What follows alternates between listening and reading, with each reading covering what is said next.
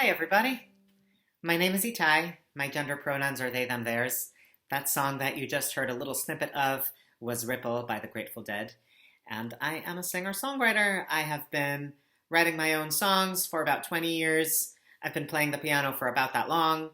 And this is my first piano tutorial video. I swear I know how to talk. Okay, so thank you for being here on this beginning of my journey. So why did I decide to do this? Well, I've been looking around at some tutorials on YouTube, and a lot of what they do is feed you a song note by note. Like this song, you first play this note and you next play that note. I mean, have you tried to learn a song like that? It's a lot of memorizing. It's sort of like if I was going to teach you a phrase in another language, then I would just teach you how to pronounce it without knowing where one word begins, when one word ends and another begins, and without knowing what each of those words mean. You might memorize the phrase after a lot of practice, but then you won't be able to pick up those words somewhere else. You won't be able to form other phrases. So it's the same thing with learning a song. If you've memorized it note by note, that's fine if you're going to play immediately after all that memorizing. But then what happens if you want to play it a week from now or a month from now? It's a lot of memorization. Okay, so what I'm doing instead is breaking down the components of what I'm doing, helping you understand what you're hearing and the reasoning behind what's happening. So this is a beginner video. You do need to know a couple of things to understand the rest of this. The first thing you would need to know is the names of the notes on the keyboard. The second thing you would need to know is the relationship between like white keys and black keys. You know, this step and a half on the piano business. If you don't know the way that the keyboard is constructed, I can make another video on that, or there are resources about that somewhere else. Okay, so moving on from there. When I talk about a chord, what do I talk about? I am talking about a combination of 3 or more notes. For our purposes, we're going to call it a combination of 3, not 2, more notes. Okay, so this song is based around a certain note.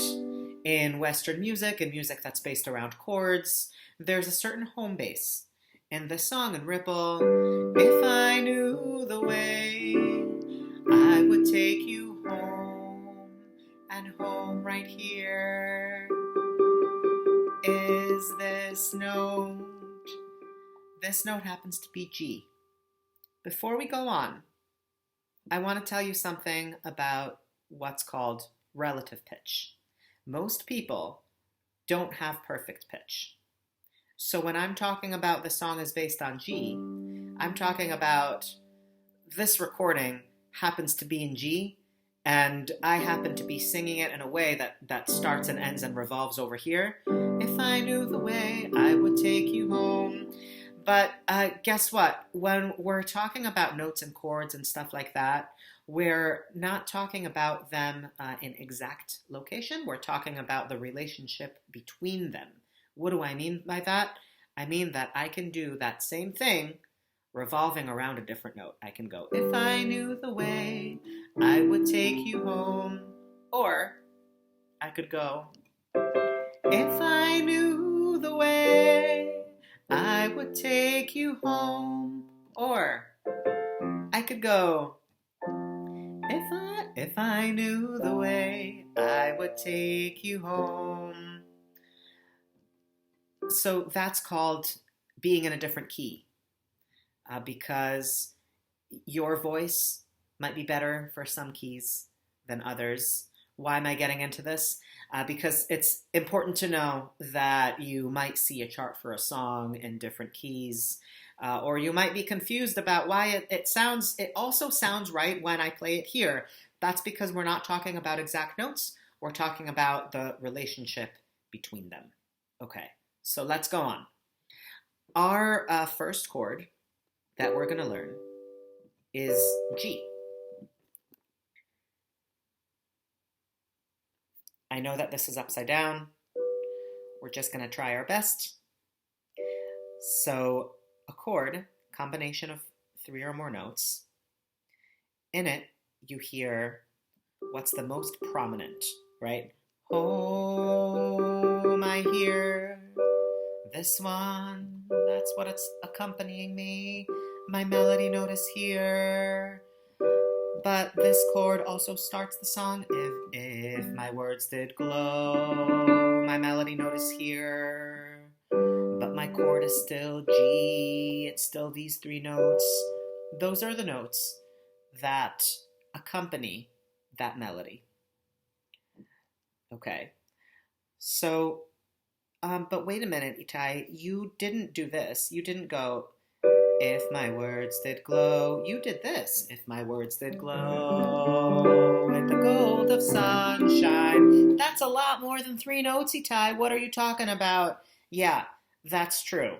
Because there's a basic chord, and then once I know that, everything on the keyboard that has to do with that chord lights up for me. So I know that those are notes I can play.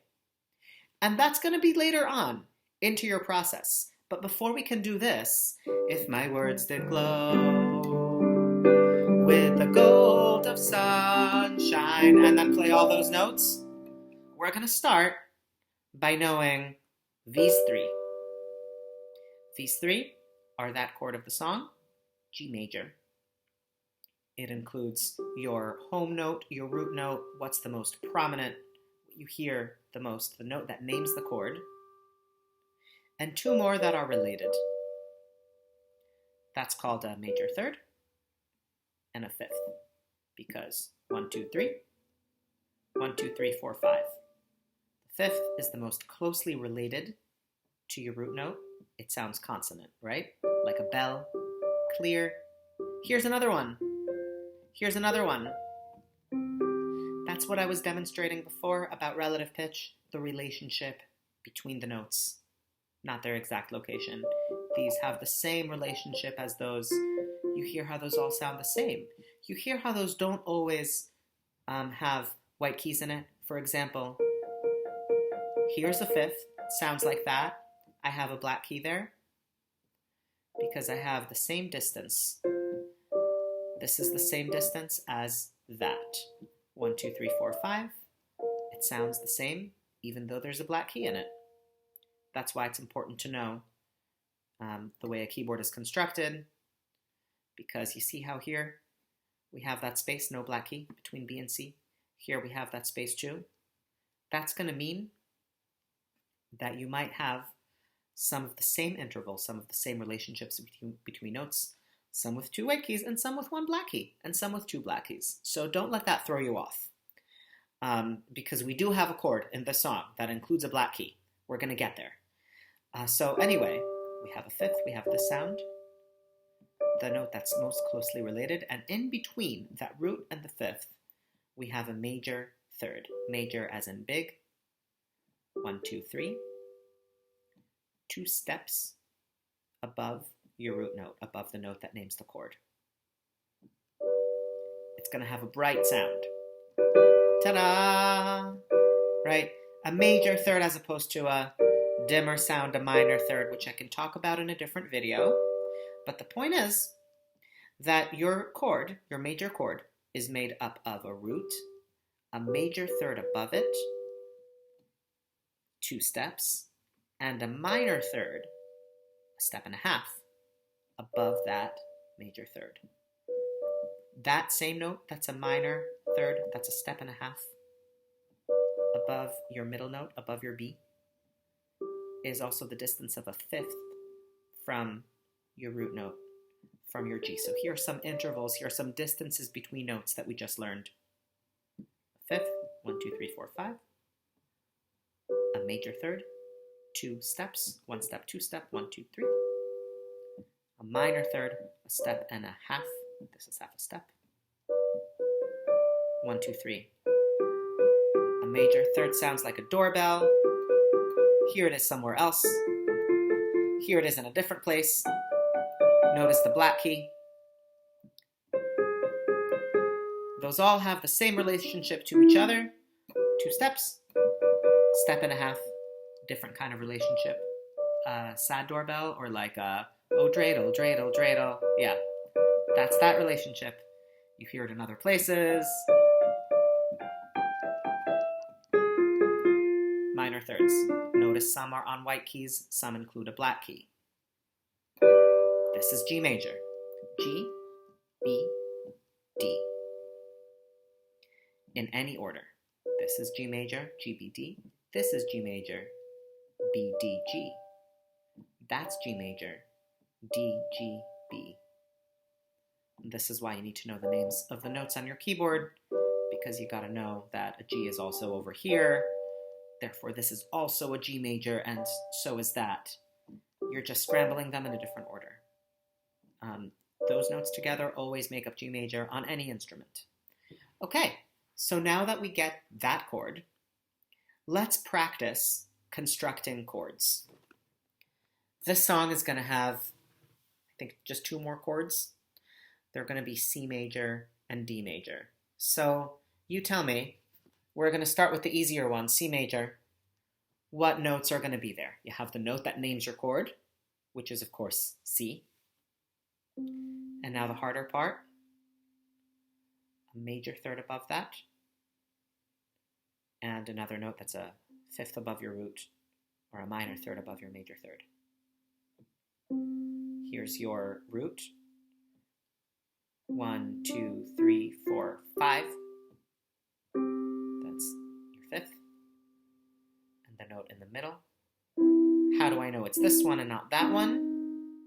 Because I count 2 steps. 1 whole step, 2 whole steps. This is a step and a half. 1 step, half a step. We want that bright sound.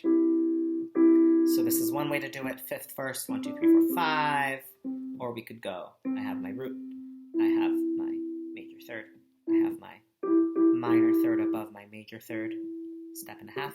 Together they make my major chord C. I could play it here, I could play it there, I could play it there. This is going to take you a little longer to do if you're a beginner. So let's talk about which fingerings. Ultimately, it's going to be what's comfortable for you and what's going to get you the most agility. However, that doesn't mean that it's okay to practice it in a way that makes no sense. This is not going to give you agility. Please do not play your chords like this, ever. Use your thumb. That's what's going to give you agility. Will help you get there faster. Even if this is in your muscle memory, even if you've been practicing it like this, it's going to be a lot harder for you in the future when you have these 2 perfectly useful fingers dangling here doing nothing. Please use your thumb. You can go 1, 2, 4. You can go 1, 3, 5, and then switch to 1, 2, 4. I find it helpful to switch between the 3rd and 5th fingers and the 2nd and 4th fingers when I'm going from one voicing to the next. But do what works for you as long as you use your thumb. Okay. Different hand, same thing. It's good to practice it in both hands, because sometimes you're going to be playing the chords in your left and some melody stuff in the right. Sometimes you'll be playing your chord in the right and a bass line in the left. Sometimes you'll be using both hands to make a chord. So it's good to know it in both hands. Okay, let's go to our next chord of the song, which is D major. It's a little harder because it includes a black key. The note that names the chord, D. You can do your 5th first, or you can do your 3rd first. Right? 2 steps. Major third. Not here. Hear how that has a dim sound? This has a bright sound. You want this. That's a D major chord. D major, still D major, still D major, same notes, different order. And that's how you make a chord. You can do that with other chords too. You know, for example, A major would be A, C sharp, E. So there's your homework. Practice making chords and practice playing them in different orders or different voicings in both hands. And like I said, when you look at your keyboard, everything that has to do with your chords should light up, and that's why I'm able to go.